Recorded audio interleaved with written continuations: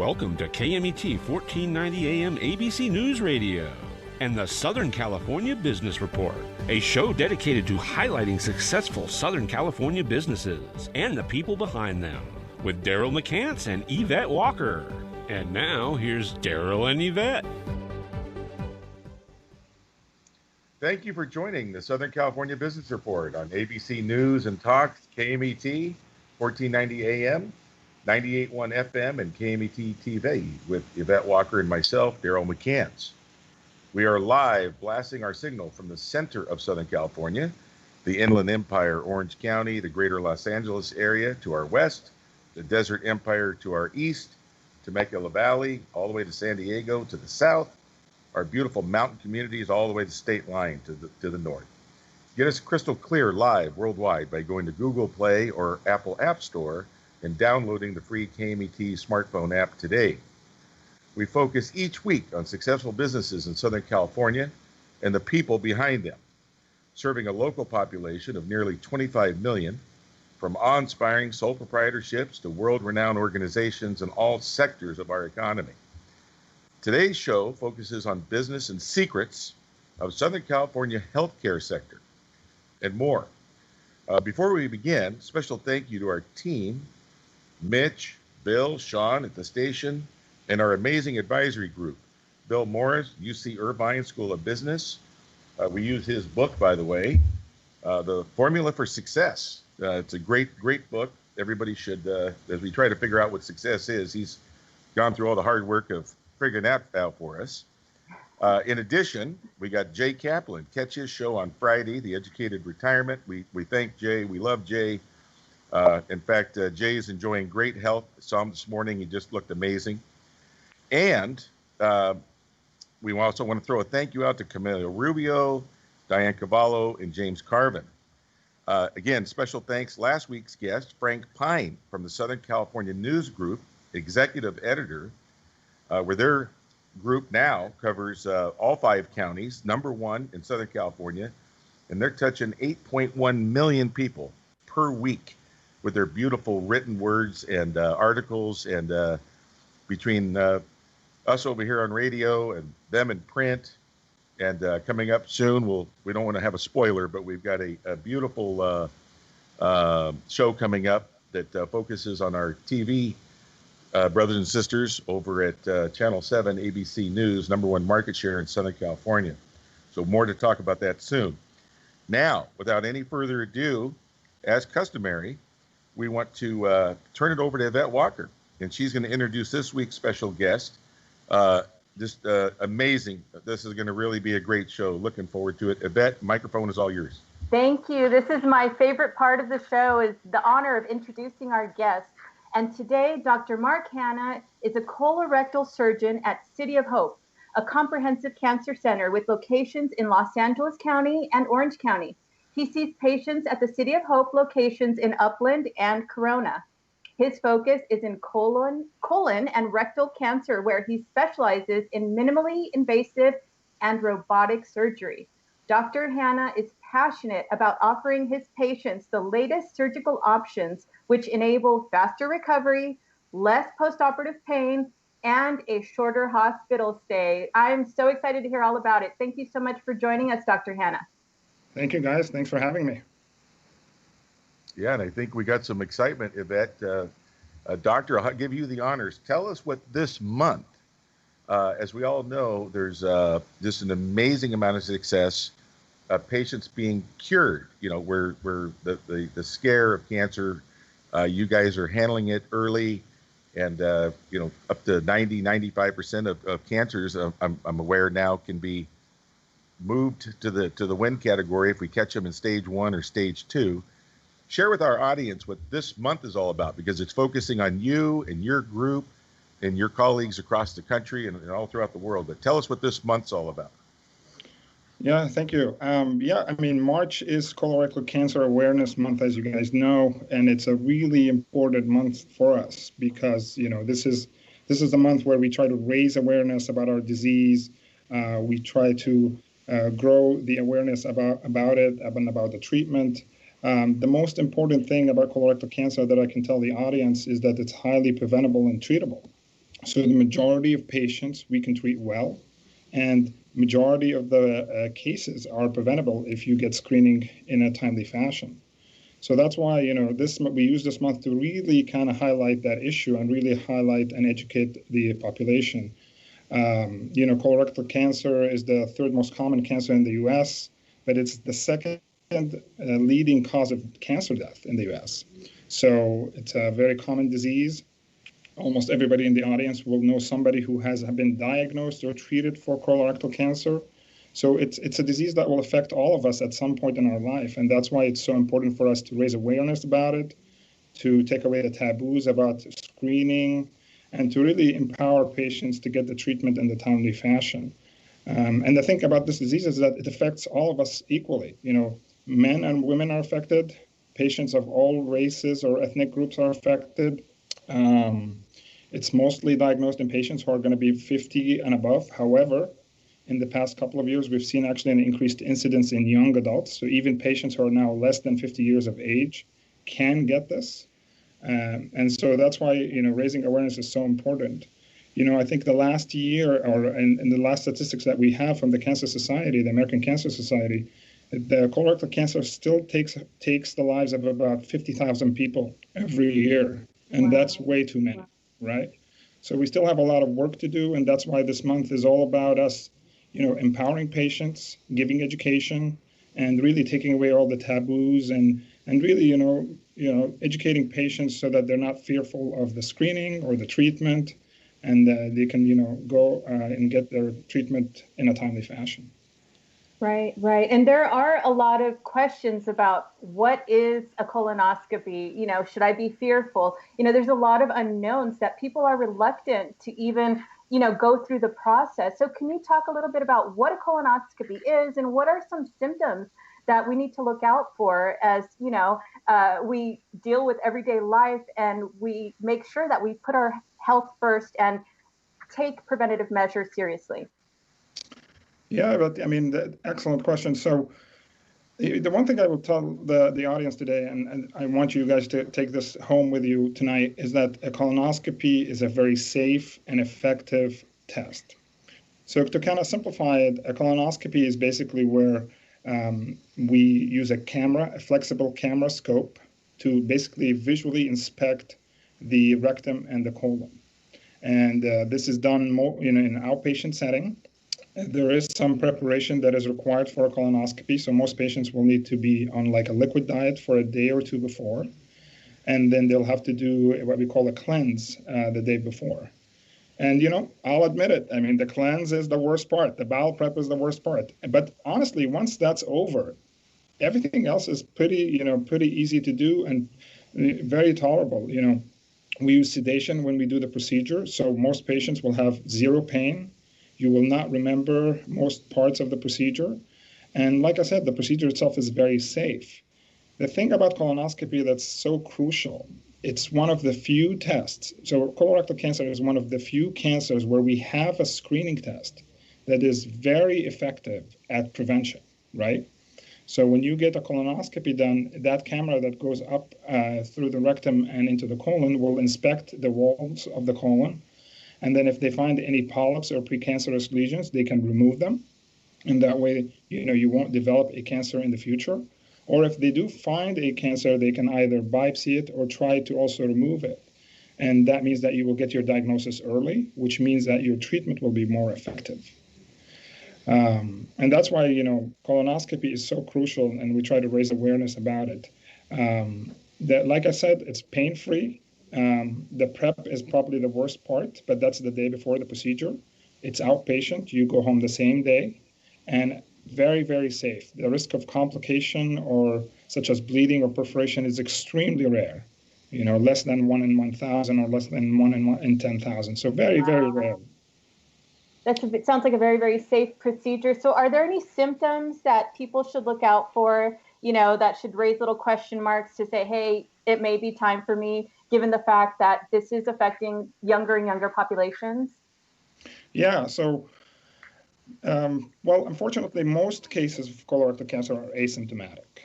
Mm-hmm. And so that's why compliance with screening is just so important, right? Because most patients are not going to have symptoms until the later stages of their diagnosis. But you are right, there are some symptoms that if patients have, they should kind of be aware of them, and that should trigger them to either seek help or seek an evaluation. And usually we talk about 5 main symptoms that patients should look out for. One of them is if you have a change in your bowel habits, and that's either a change in frequency or in the caliber of your bowel habits. Now, obviously, if you have a change in your bowel habits for a few days, that's not a big deal. But when that persists, and usually we say, the period of 2 to 3 months, if that is going on for at least 2 to 3 months, even if you don't have pain, even if you don't have bleeding, get checked. The second symptom that we usually can also look at is, persistent discomfort. So, because usually most patients with colorectal cancer are not going to have abdominal pain until the later stages. But if you're having discomfort, if you're having cramps or gas pain, you're feeling bloated, you're just not feeling like your normal self, especially if you have that in addition to weight loss, unintentional weight loss, again, over a sustained period of time, like 2 to 3 months, definitely get checked.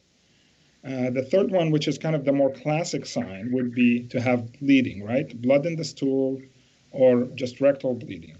That is definitely a red flag sign to get checked sooner than later. And most patients that I see, unfortunately, have had, bleeding, but they, either say, oh, it's hemorrhoids, or their primary care physician, diagnoses them with hemorrhoids, and they, attribute it to that. And that does happen. Hemorrhoids will cause bleeding, but it is, important for you to get screened to make sure that that is the only thing that is causing the bleeding, right? Before you treat your hemorrhoid, get screened, get a colonoscopy, make sure that there's nothing else going on. And then you can say, okay, my bleeding is just related to the hemorrhoids. I'm going to treat my hemorrhoids. Right.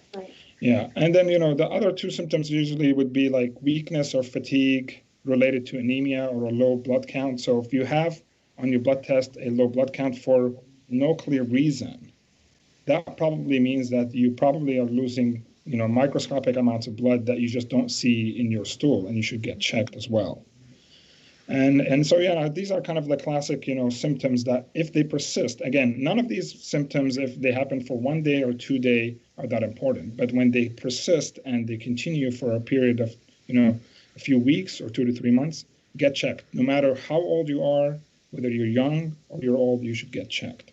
Mm-hmm. And again, I want to just highlight this. Most patients will not have abdominal pain because, I see this all the time in my clinic. After patients get diagnosed, they tell me, well, I didn't have any pain. I mean, I don't know how how I could have this. But the reality of the situation is that most patients are not going to have any abdominal pain until later on in their diagnosis. And having pain is actually a bad sign because it usually means that your disease has progressed before diagnosis. For those that just tuned in, we are here with Dr. Mark Hanna, surgeon out at City of Hope.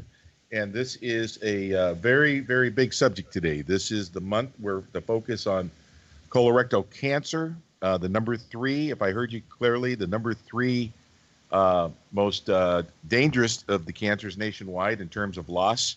And I just want to make sure everybody that just tuned in knows who we have today. We're so excited.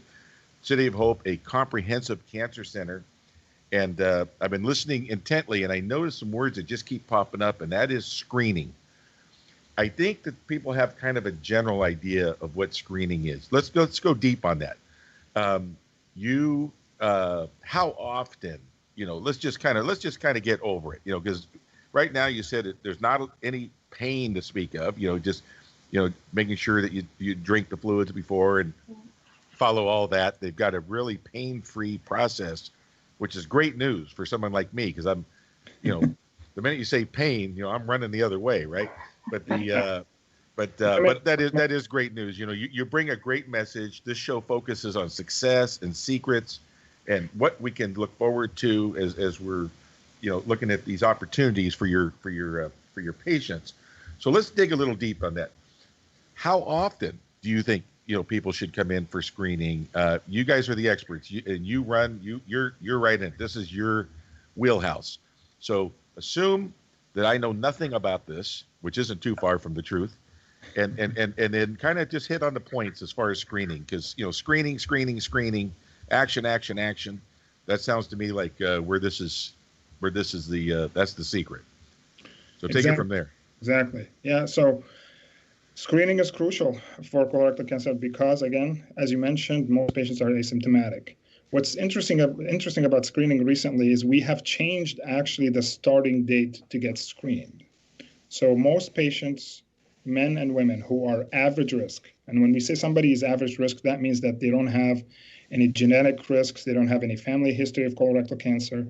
We used to start the screening at 50 years of age. However, in the past 2 years, that has changed, partially because we've seen now an increase in the incidence of cancer in younger adults. So now you can kind of summarize it in the following by saying that everybody who is average risk, which is most of us, men and women of all ethnicities, should be getting our screening at age 45. Okay. Now the caveat there is, if you do have symptoms, right, the things that we talked about before, don't wait. Get screened immediately. Okay. Because those you might be harboring an early cancer. Now, there are some patients who need to be screened earlier than 45. And those are the patients that we say have increased risk for colorectal cancer. And that's usually patients who have a family member that get diagnosed with colorectal cancer, patients who have a family history of polyps, or patients who have genetic syndromes. So patients who have a family history of cancer or polyps should be screened at age 40 or 10 years before their diagnosis. And then patients who have polyps, those are the ones that really have to get screened early. So if you have a genetic polyposis syndrome, which is basically a genetic condition where your body just makes a lot of polyps, those are the patients that should get screened almost at age 20. So very, very early on in their adulthood. And, that's why, it's really important to know these numbers and really important for patients to be kind of cognizant of what kind of risk do I have? What kind of risk does my family have? And educate each other and educate their family members so that they can get screened in a timely fashion. Absolutely. Well, we always try to get 3 secrets, Yvette, and we just got 3 in a row. Yes, we did. That's awesome. We're very fortunate. And, recently we witnessed, on a very big stage, the passing of a great actor, a great philanthropist, Chadwick Boseman. He was only 43 when he died last year of colon cancer. Are some people at higher risk of getting colon cancer, and how can they, find out? You spoke about a screening process for those that maybe are more prone to polyps or have a history of that. What exactly does that look like? What is that screening process?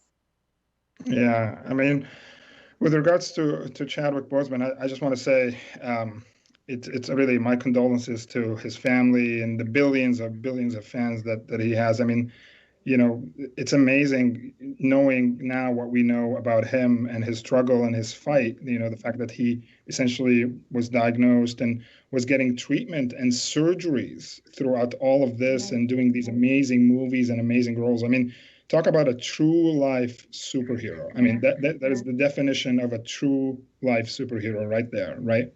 And he's become almost an inspiration for our fight against this cancer and this disease. And I think he's going to inspire a lot of awareness for many, many, many people.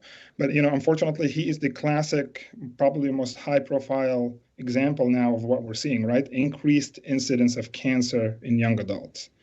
If you look at the statistics for the incidence of colorectal cancer, actually in the past 10 to 15 years, the incidence is actually decreasing. So in the majority of adults, we're actually seeing a decrease in the incidence. And that is because we're doing a better job of screening, right?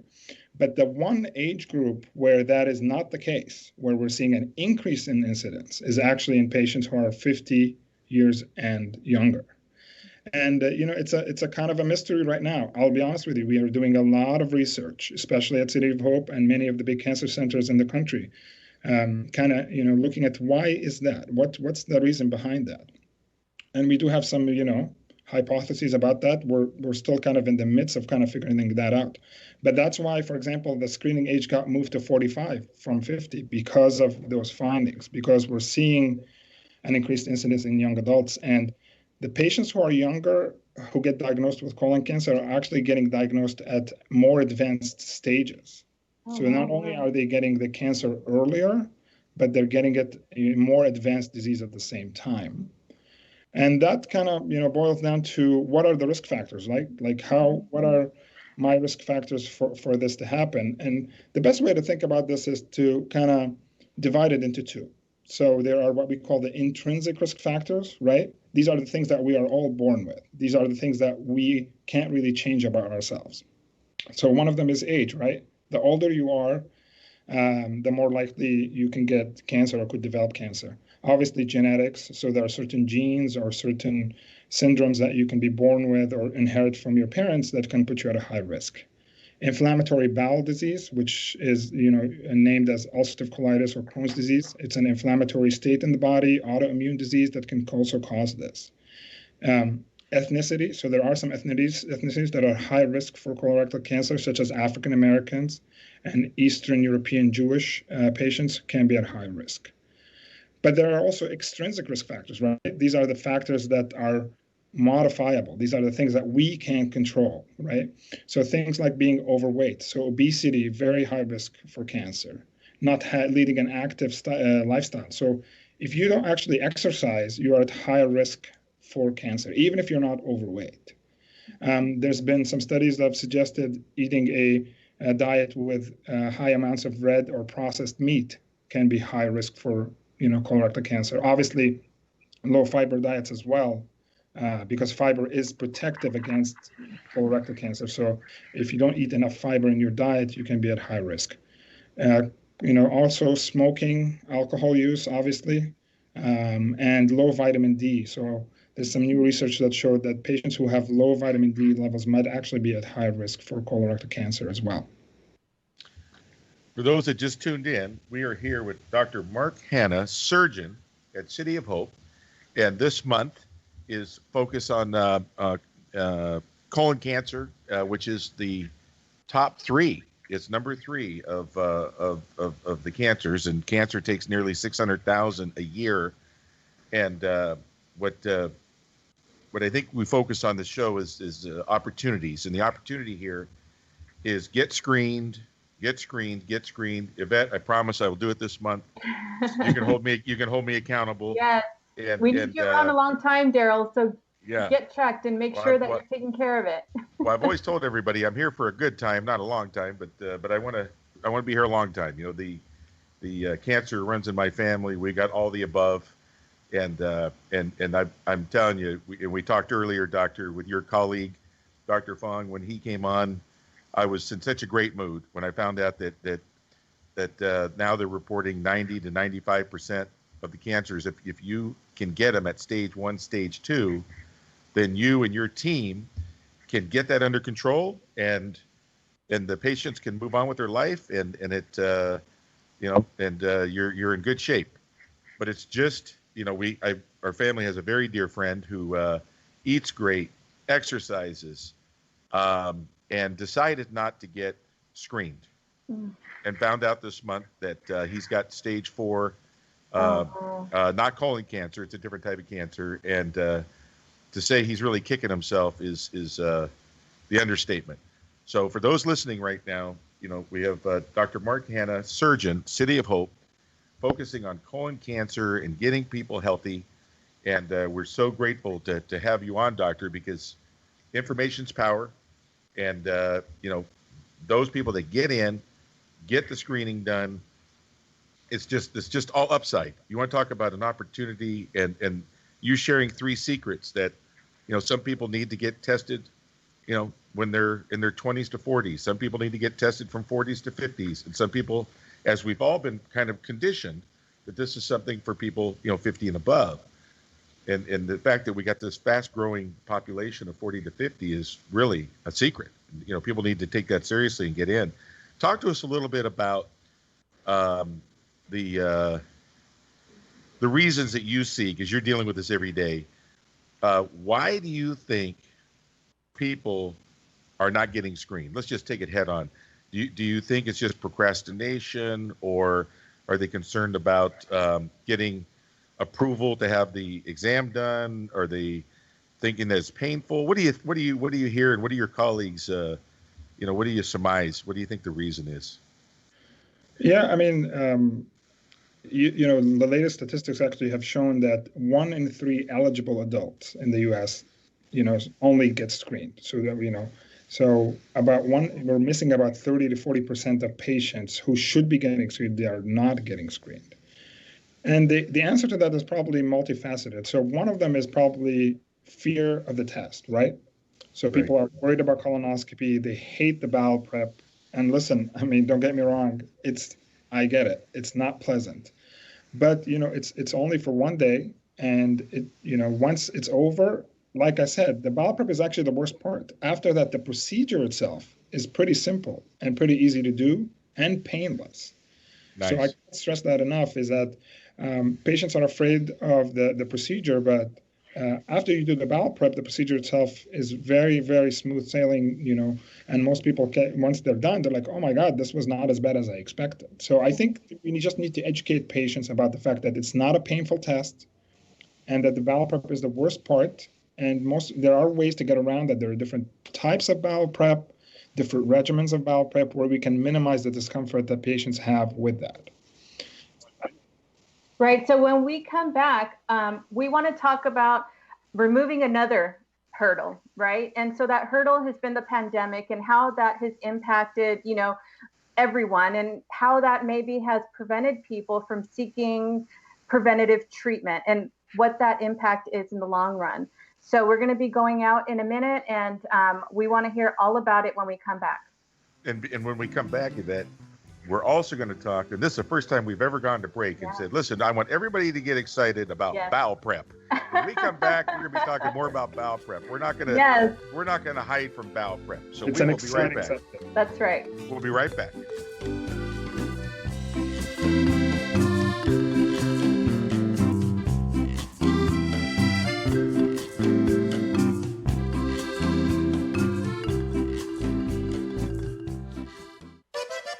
La Michoacana El Rodeo, your local ice cream parlor. You scream, I scream, we all scream for ice cream. La Michoacana serves banana splits, milkshakes, smoothies, and a variety of homemade ice cream and natural fruit flavored popsicles. La Michoacana is open until 11 p.m. and is located in the Palm Plaza of 6th Street in Beaumont and on West Ramsey Street in Banning. La Michoacana's menu includes acai bowls, fruit salads, corn on the cob, and their famous mouth-watering mangonada treat to cool you down. Y arriba, Michoacán! Hello, listeners. This is Christopher from The Christopher Show. Hey, if you missed one of our shows here at KMET, don't worry about it. You can go to our webpage, and that's KMET1490am.com. Go to the homepage, click on the SoundCloud tab, and hear any show anytime you want. Join Daryl McCance and Yvette Walker each Tuesday at 4 p.m. on ABC News Radio, KMET, and Internet KMET TV for the Southern California Business Report. The show highlights successful businesses and individuals behind them. Daryl and Yvette interview the incredible people managing these enterprises that range from awe-inspiring sole proprietors to world-renowned organizations. The Southern California Business Report, Tuesdays at 4 p.m. on KMET AM, FM, and Internet KMET TV. Take KMET 1490 AM with you everywhere you go by downloading our free smartphone apps found on the KMET website, KMET1490am.com. You can also go to the Google Play Store or the Apple App Store on your phone to download the free app. Now you can listen live or play any of your favorite programmers' podcasts using your smartphone. Go to KMET1490am.com and download your free phone app today. You're listening to the Southern California Business Report on KMET Radio, 1490 AM, Ontario, Rancho Cucamonga, Redlands, and Palm Springs. ABC News Radio.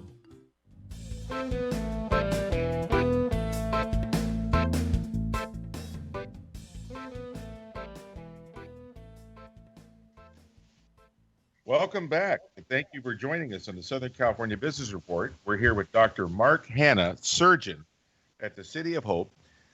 This is colon cancer month, and if you just tuned in, it is the third largest group of deaths from cancer. And there's so much that can be done. It can be early detected. It can be effectively cured. It's early detection, screening. Right. And before we left for break, I promised all the listeners that when we got back, we're going to jump right into what's the proper term, Doctor? Colon Bowel prep. Bowel prep. So without any further ado, because that's one of the big things that people are hesitating to go get testing, and the procedure is Dr. Hanna just explained, is for the most part painless, and the people, when it's done, they go, gosh, that was easy. I can't believe, but it's just the bowel prep that people go, boy, that was a real nuisance. But even that is just, we don't want to exaggerate what it is. So let's just take it head on so that people don't have what's the word, a false sense of, this hurdle. So let's just get it right from the doctor as to what exactly it is, so people can just grasp it, deal with it, and move on. Doctor, it's all yours. Bowel prep. Thank you. So that's the prerequisite for to get a colonoscopy. And essentially, it's the day before your procedure. Your physician will tell you a day or two before to kind of stay on liquids. They'll give you some sort of, there's different formulations. It's usually some sort of laxative to kind of clear out the colon. And usually drink it with a few gallons of water. But there are different formulations. Like I said, some of them are much easier to handle. There's also different ways of doing the bowel prep. We can divide it into smaller doses, and we've kind of become really facile at making sure that the patients tolerate it as much as possible. Is it pleasant? No, it's not. But once it's done, you've done the hard part. The rest of it is really easy and simple.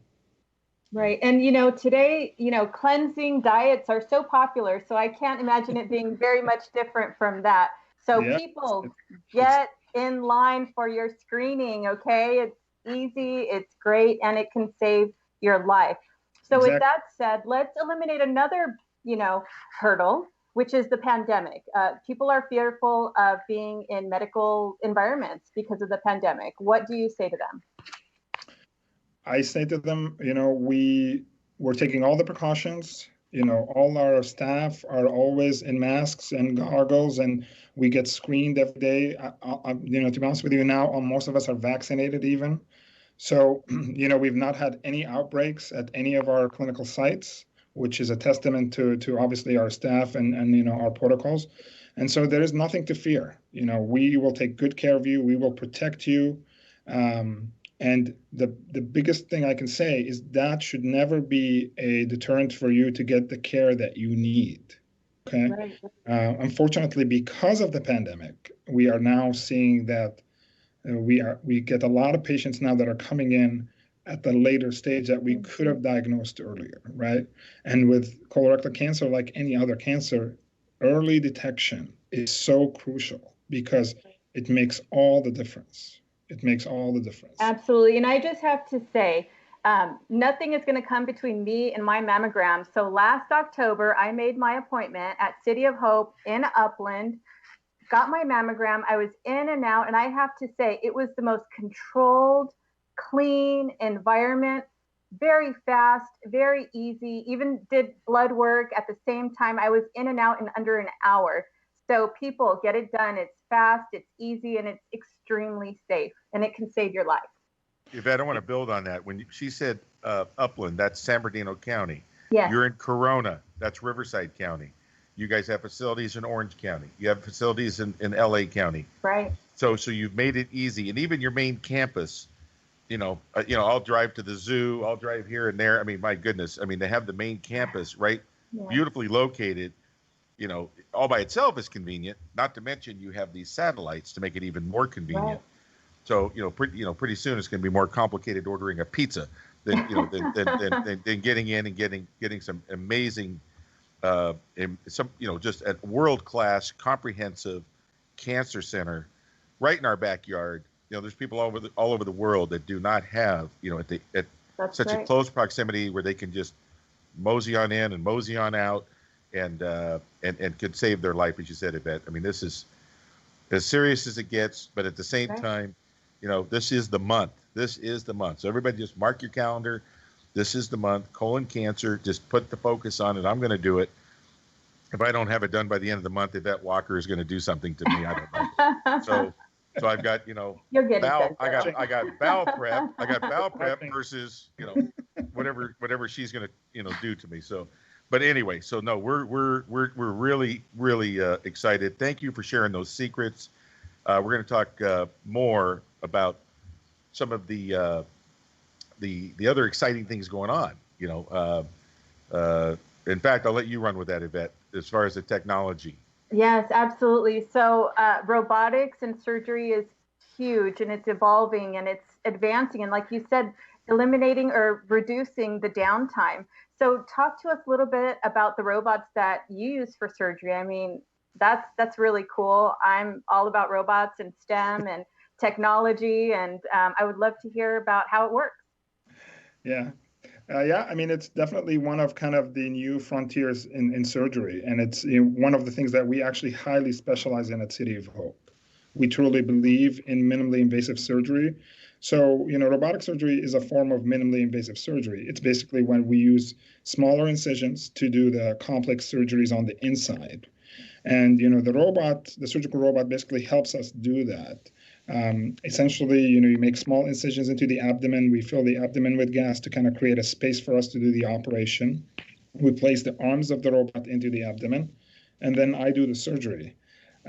Most patients will ask me, is the robot doing the surgery? What are you doing? And I'm like, no. I'm controlling the robot to do the operation. But really, yeah, so it's just another form of minimally invasive surgery. And minimally invasive surgery, just because of the smaller incisions, patients have so much less pain. And when you have less pain, everything about surgery becomes better, right? You have less downtime. You don't need as many narcotics. You don't get the side effects from the narcotics as much.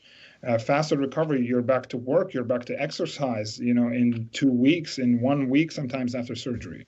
And these are just the short-term benefits. Long-term now, we're seeing that patients don't get hernias after robotic or minimally invasive surgery. So it's a really exciting time. And the robot is really cool because it gives us a lot more fine movement in a very small space in the body, a lot of magnification, and it allows us to kind of really do complex surgery in a very, very small space. So, we believe in minimally invasive surgery, we believe in robotic surgery, and that's why we offer it to almost all our patients. Oh, that's amazing.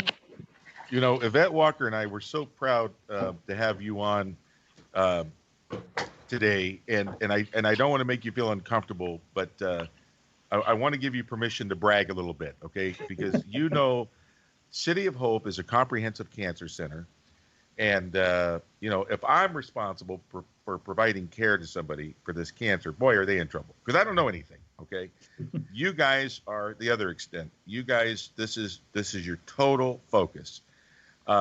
So brag about a little bit, share with the listeners why, if they can get in the City of Hope and get this diagnostic work done, get their screening done, just as Yvette personally attested to on another screening, it was just done so, precision and such a high caliber process. So, and the differences, I don't, Yvette and I, we come from a different knowledge base. So as it compares to other things and other, great organizations, tell us how City of Hope really shines. Give us your behind the scenes on it. Thank you. Yeah, I mean, to be honest with you, I'm privileged to work at City of Hope because, they really combine two main things. Number one, we're going to give you the best care possible, right? We're going to give you comprehensive care. We're going to give you cutting edge care, but also we're going to give you care. We're not just going to only treat your cancer. We're going to treat your fight against the cancer. We're going to make sure your quality of life is also maintained. We don't want to just cure your cancer. We want to make sure that we cure your cancer, but also give you a happy, functional life after that as well. That's one of the kind of the principles of getting care at City of Hope. We're, like you said, we're a comprehensive cancer center. And what that really means is that everybody is specialized in taking care of very individual cancers and diseases. And so we apply a team approach. So when you come and see me, you're not only seeing one surgeon at City of Hope, you're seeing all the surgeons at City of Hope, because every case gets discussed between all the surgeons and all the medical oncologists. We have dedicated tumor boards where we look at every case, comprehensively. So the oncologist and the surgeon and the radiation oncologist and the nurses, even the social workers will kind of chime in and give us their opinion. So you're not only getting one person to treat you, you're getting the whole team to treat you. And really what's amazing about also what we do now is because of our network, which you just talked about. We're bringing this close to you. You don't have to go anywhere, right? We understand that cancer is a personal thing. And nobody wants to drive an hour in traffic to go get surgery or to go get treatment, even go get a consultation. And we understand that. And that's why we are bringing all that expertise to you. We want to be in your backyard, give you the treatment that you need right there where you live, so that you don't have to go anywhere and that you can get the treatment while being surrounded by your family and friends and get all the support that you need. And so, City of Hope is a great, institution. We're a comprehensive cancer center. And, we also have access to a lot of cutting edge treatments and clinical trials. And that's, crucial for a lot of patients where they will go to some other places and they'll run out of options. We will have options for you. We will look at every option. We will look to enroll you in clinical trials. We will look at cutting edge, treatment if you qualify. We will always try to give you more options no matter what. And, we bring it to your backyard. Like I said, we're close to your home. Yeah. And you're being very humble and very kind, but let's take it out of medicine for a minute. I talk to anything from an auto mechanic and they'll say, the amount of tools that you need now and the amount of technology that you need now, I can no longer work on all these cars. I used to be able to work on all the cars. Now I can only work on a subset of the cars because I need collaboration. I need tools. I need software. I need all these things that, so I have tremendous empathy for all of the facilities out there. But would you agree with me that there are tools and technology and teams and all of this when it comes to cancer care that you're seeing at City of Hope that you don't see everywhere? It's really very unique. That's true. We do offer a lot of treatments that are not available widely, anywhere else. We're also, like I said, try to provide cutting edge therapy. So things like our maybe experimental therapy or a clinical trial therapy, precision medicine treatments that are not available at other institutions.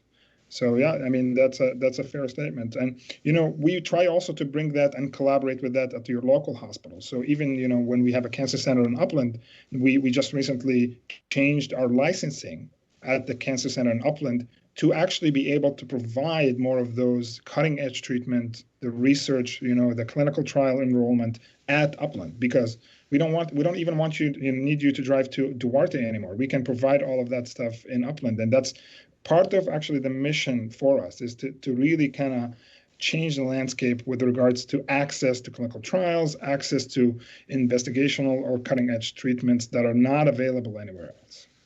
Absolutely. And I'm going to touch on Daryl's reference to automobiles. And my philosophy has always been, we live in Southern California, you must have a car.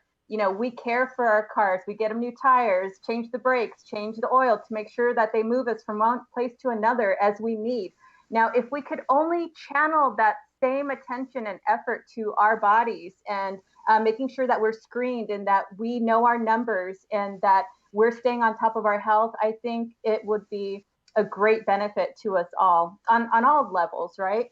So, Dr. Hanna, can you share with us what you see in the future of colorectal cancer and treatment options moving forward, 5-10 years from now? Yeah, it's an exciting time. I think from a surgery perspective, I think robotic surgery is going to, continue to advance. There are a lot of new robots that are coming on market that are going to really help us do more, meaning that do more with less, basically. So, even smaller incisions, which is going to be amazing. I mean, we can even talk about what we call incisionless surgery almost. There are some robots, and there are some things coming in the future where will literally allow us to do all the surgery through the colon itself, also, through the mouth, or, things of that nature. So really exciting times from the surgery perspective. Really, the goal and the trend is to do more with smaller incisions, to do more complex surgery using smaller incisions, to really have the patients recover much faster. And then from the medical and radiation side, it's really all about the new, what we call precision medicine. So the idea behind that is that, when you get diagnosed with colon cancer, for example, your colon cancer is different than my colon cancer. And you need that person who is treating you to understand that and be able to identify the differences between our, two different diseases. Because we used to treat everybody with the same type of chemotherapy. We used to treat everybody with the same doses of radiation. As we understand more about this disease, we kind of realize that that is really probably not the optimal approach. What we should do is figure out what exact genes do you have that make your disease different than somebody else's disease, and then give you the treatments that target that, those genes, or that, that type of cancer, or that subset of the cancer. And that would mean that you would get better treatment, right? But also it would decrease the side effects, because you're no longer getting chemotherapy or radiation that might not work for you. Right. So for chemotherapy, it's a very fine, precise, approach, which is hopefully going to put a lot of people at ease. Everybody's cancer is different, and everybody's treatment should be personalized towards them, right? Absolutely. For those that just tuned in, we are honored to be here today with Dr. Mark Hanna, surgeon, City of Hope, and this month is focused on colon cancer. It's the third largest group of people that of fatalities from cancer, and so much of it is avoidable, preventable, curable. And Yvette Walker and myself, we've been hearing over and over and again from Dr. Hanna that screening, and earlier oftentimes is they're seeing subgroups from age 40 to 50 that they're starting to see some upticks in for whatever reason. And then there's other groups even prior to 40 they need to be tested. So now, with regard to what you see today, because this to me is very motivational. 3 years ago, 5 years ago, 7 years ago, because Yvette just had you kind of looking in the future. But tell us about things that 3, 5, 7 years ago it was really out of your hands. Where now there's things you can see that same exact thing today, and I think you kind of touched on it with the robotics and so forth. That you can go in there and get it under control and get that person back fully functional. And, they're going to die of old age. This is no longer the threat that it could have been had they not got to you sooner rather than later. Kind of give us that. To me, that just really motivates me. And we've had some of your colleagues on talking about different cancers where 5 years ago they looked at a patient, nothing they can do for him. That was it. And today it's just a day at the office. They got it under, effectively cured, And so share from you are a specialist in this. And we're focused this month on colon cancer. And without any further ado, Dr. Hanna, tell us what today versus 3, 5, 7 years ago, where's the big gains been? Yeah, this comes twofold. So we're making great progress in surgery itself, right? We talked about minimally invasive surgery and robotics. And what really has kind of changed for us is that we now can even offer surgery, big surgery, invasive surgery, to patients that probably before we could not. Ironically enough, now with the smaller incisions and the minimally invasive approach, even patients who are very elderly, 80, 90-year-olds can get complex operations because the recovery is now so much easier, right? They no longer have to be in the hospital for a week. They don't have a lot of pain. And so some of these patients, it's amazing. They will get surgery. They'll go home the next day, or they'll go home in 2 days. They go back home. They don't need to go to a nursing facility. They don't need to go to rehab. So really that's been a game changer, is that it's kind of opened up the horizons that nobody's too old anymore, right? Age is just a number, right? Yep. As long as you're medically fit, you can probably get the surgery that you need. And that's really changed the game for us. And then from the chemotherapy side, the medical side, we just have so many more options these days. So, when people used to get diagnosed with stage 4 cancer, everybody would be kind of super anxious, and it's almost like a death sentence, right? And that probably was the case, 10 years ago, but things have really shifted in the past 5 years. We now have more options, new kinds of treatment. We have immunotherapy that's on the horizon as well. So, we've really kind of expanded our options, and even patients with stage 4 disease, we can find treatment for them, and that might give them benefit, and that may extend their life, and not only extend their life, but extend their quality of life. And you started to touch earlier on the thought of second opinions. You're a big advocate of that, it sounds like. Yes, I am. I mean, I tell patients, if you get diagnosed, the first thing you should do is educate yourself. So go online, go to the American Cancer Society website, go to the Colorectal Cancer Alliance website, educate yourself. Education is power. That is the most important first step you should do. Number 2, talk to your family and friends, right? Because that's going to be your support system. That's how you're going to gain the strength to go through with this. And then the most important step is to find a board-certified colorectal surgeon or medical oncologist that specializes in the treatment of colorectal cancer. I think that is the best way to get the best advice. Now, obviously, if you have the time and the capability, get more than one opinion if possible. And that's now become a lot easier. One of the things that the pandemic has taught us is that telemedicine is a good option for patients. And so now we offer second opinions to all patients, even if they're very, very far away. You don't have to drive to see me. We can do this electronically, and I can look it over the records. And even if I don't become your treating provider, I can at least say, you're on the right path, you're getting the right treatment, you're getting the right recommendation. And then ideally, obviously, I'm biased, but I would like all patients to be seen at the National Cancer Institute like City of Hope, a comprehensive cancer center, because I think that's when you get the best multidisciplinary care. But yeah, everybody, if they can, should definitely get a second opinion.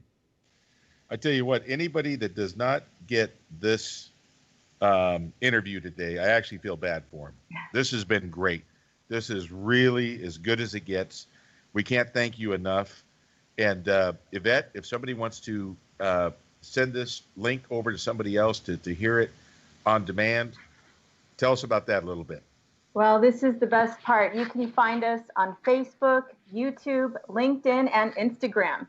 Check us out on scbrtalk.com, and don't forget to download the free live streaming app on Google Play or the Apple App Store. Also, check out our YouTube channel and download our interview with CEO of Ontario International Airport, Mark Thorpe, who is leading an economic powerhouse in Southern California as a global distribution hub. Next week, we will have Dr. Deborah Lieberman, president of University of La Verne, with 50 undergraduate programs and more than 20 master's degrees, 4 doctorates, and 6 credential programs. So you're going to want to stay tuned and come check us out next week also. Fantastic. Dr. Hanna, again, cannot thank you enough. We're honored to have you on. Again, Dr. Mark Hanna, CEO, City of Hope. We'll have you back. Thank you, Doctor. Thank you, guys.